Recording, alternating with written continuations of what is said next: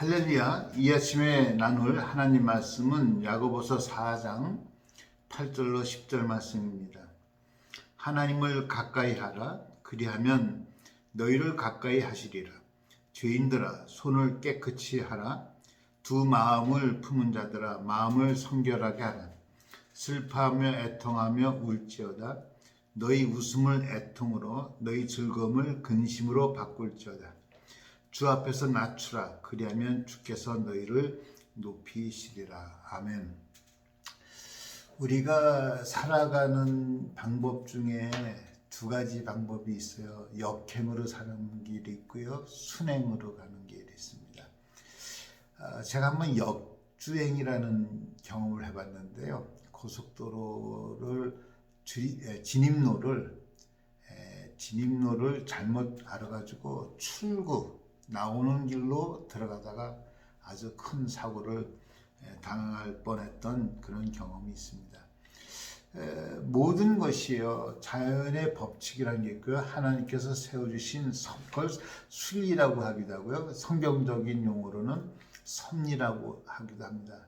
순리대로 하나님의 섭리대로 살아가는 것이 우리의 인생의 순리고요. 반대로 살아가는 것이 역행이에요. 그런데 모든 인류 역사를 보면요, 역행적으로 살아간 민족치고 생존해 있는 민족이 없고요, 살아남는 민족이 없습니다. 항상 하나님의 백성은 하나님 뜻에 따라 살아가는 것이 순리대로 살아가는 것이고 순종하며 사는 것이고 그것이 섭리 안에 살아가는 겁니다. 그럴 때 모든 만물이 그 자연 원리대로 섭리대로 순리대로 살아갈 때 그 은혜가 있는 거예요. 물이 위에서 아래로 내려가는 것이 자연 원칙이거든요. 그건 자연스럽게 됩니다. 그래서 폭포가 생기고 거기서 에너지가 생겨가지고 전기도 나오고요. 근데 여러분 인위적으로 하려고 하면 막 펌프를 막 올려요. 근데 그 펌프를 올릴 수 있는 게요, 높이가 한계가 있다고 그래요. 한계가. 그 라스베가스 호텔 앞에 막 워러스 하는 거 보면 쫙 올리잖아요. 높이가 한계가 있대요. 올라갈 수 있는 한계가. 근데요, 자연적으로 내려오는 폭포는 한계가 없어요. 한계가. 그냥 땅 끝까지 내려오는 겁니다. 아무 내려서 높은 데로. 근데 보세요.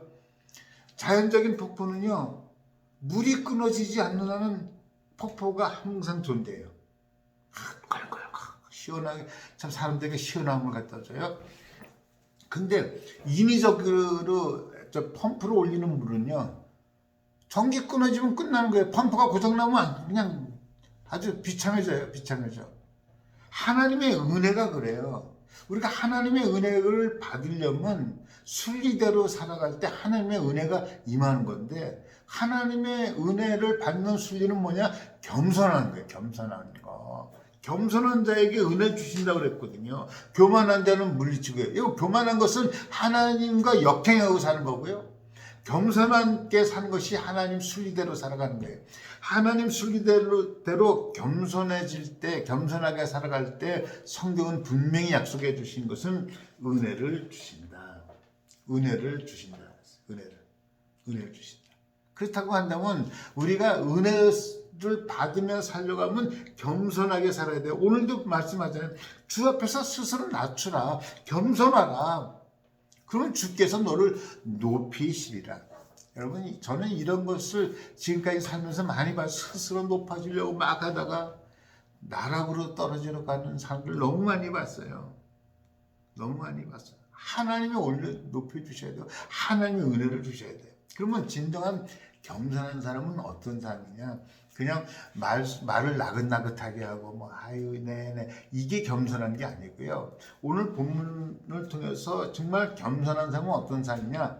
하나님과 가까이 하려고 하는 사람. 하나님을 가까이 하라. 하나님 앞에 나가려고 하는 사람, 하나님과 동행하려고 하는 사람, 하나님과 가까이 하려고 하는 사람, 하나님과 친해지려고 하는 사람. 이 사람이 겸손한 사람이에요. 여러분, 교만한 사람 보세요. 목에 힘 딱 주고요. 누구도 접근 안 해요. 누가 가서 이렇게 빗을 거 가까이 가려고 합니다. 겸손한, 진정한 겸손한 자는요, 하나님께 가까이 가려고 하는 사람이에요. 하나님을 가까이. 그리고 하나님도 그런 사람에게 가까이 한다잖아요. 하나님이 가까이 있는데, 하나님이 가까이 있는데 함께 한다는 거예요. 그렇다고 한다면 진정한 겸손한 자는 하나님과 가까이 하려고 하는 사람인데, 하나님과 가까이 하려면 세 가지를 우리에게 요청하고 있어요. 하나는 손을 깨끗이 하라. 손을. 여러분, 우리가 가령 예를 들어 요즘 코로나 때문에 악수도 못 하잖아요. 전염될까 봐. 손이 깨끗해야 악수를 할 거 아닙니까? 더러운 거 묻히고 악수하자 그러면 악수하겠습니까, 여러분? 손을 깨끗이 하라는 거예요. 하나님과 가까이 하려면 손을 깨끗이 해야 가까이서 악수도 하죠.